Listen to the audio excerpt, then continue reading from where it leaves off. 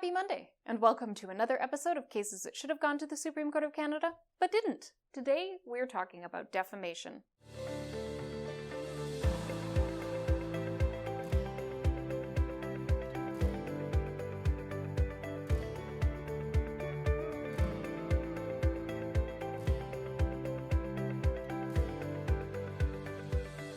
Cases that should have gone to the Supreme Court of Canada, but didn't.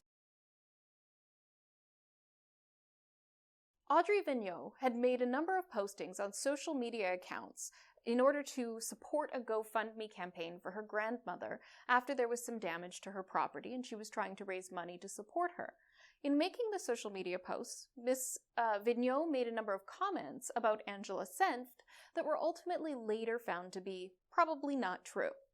Angela Senft sued Ms. Vigneault, alleging that there was defamation. She also alleged that Ms. Vigneault had acted with malice in making those statements and that she was deliberately trying to hurt her reputation. The question ultimately went to a jury who had to decide whether there was malice and who decided that there was not malice in making the statements, and so the reduction in the amount of damages was significant. The Court of Appeal agreed with the findings of the jury, and Ms. Senft ultimately sought leave to appeal the case to the Supreme Court of Canada, which was denied.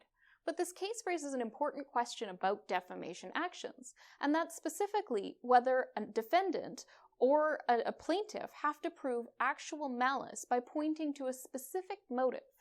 Ms. Senft's position was that she didn't have to prove a specific motive, she didn't have to prove a dominant motive, it could just be part of the fabric of the interaction that occurred and a reasonable inference that could be drawn from all of the other evidence at the trial, whereas the law has generally accepted that there needs to be some evidence to prove malice as the dominant motive.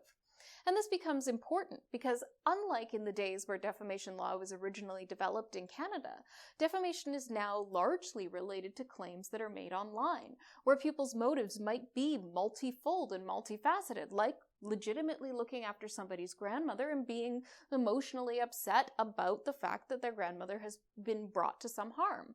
And so discerning these motives can be very difficult. So does a dominant motive actually have to be present, and is that consistent with the ways in which online communications are happening? It's not the same as publishing a newspaper article or taking out an advertisement. It's actually asking people to contribute to a cause that might in and of itself be legitimate while posting something that might in and of itself be defamatory, and the relationship between those two things. The Supreme Court of Canada has often failed to recognize the way that advancements in technology and changes in the way that we communicate are raising issues of national importance that do need to be decided. And unfortunately, between now and when those cases are decided, we're left in a bit of a vacuum and a bit of a void about the legal framework to be applied to online communications. Hopefully another case makes it to the Supreme Court of Canada soon, and hopefully the Supreme Court of Canada starts recognizing the need and the importance to hear cases that raise issues that arise out of new technology, new forms of online communication, and new mechanisms that people use to interact with one another, and the unique legal issues that these raise. Cases that should have gone to the Supreme Court of Canada, but didn't. Thank you for tuning in to another episode of Cases That Should Have Gone to the Supreme Court of Canada, but didn't. I'm Kyla Lee at Acumen Law Corporation. Thank you to Brazen Bull Creative for putting together these videos. Please like, subscribe, and share with your friends.